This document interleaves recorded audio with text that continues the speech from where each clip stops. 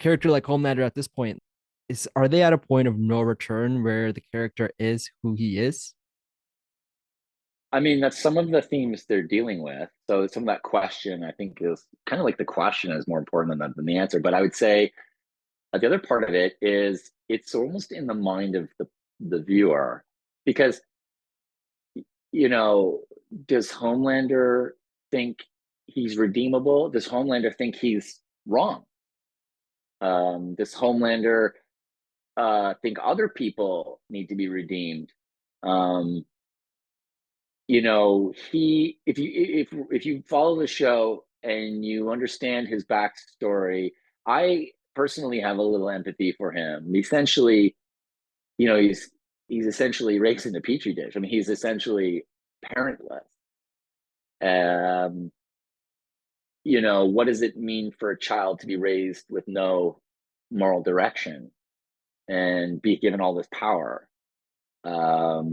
And the duplicitousness of how we present publicly and how we behave privately, which is the world we're in. People we talk about this as a post-truth world and all this, but I think we're at a point now where it's too many instances of misbehavior behind the scenes caught and then kind of washed over because of some media spinning.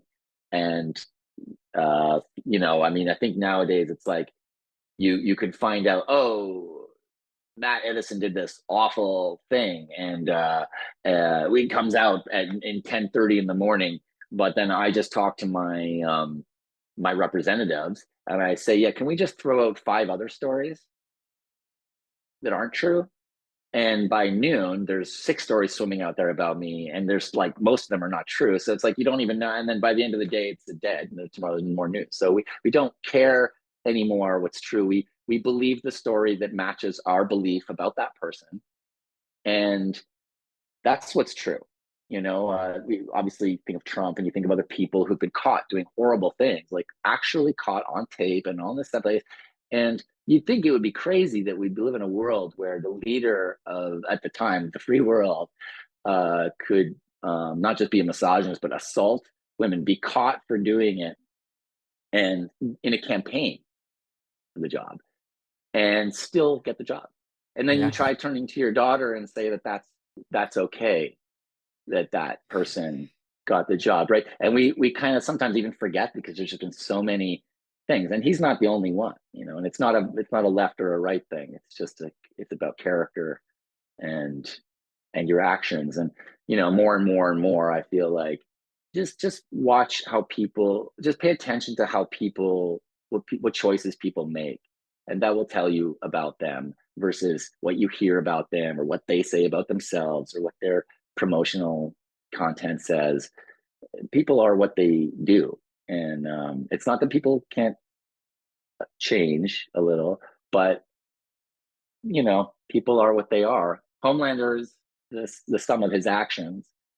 And if you read a lot of the commentary on the show online, which I haven't, admittedly, but even the some that I've gone through to just, or even on clips of Cameron, it's fun. It's really interesting to see the polarization, even in the comments, about how like Cameron, Coleman, and Homelander are saving America.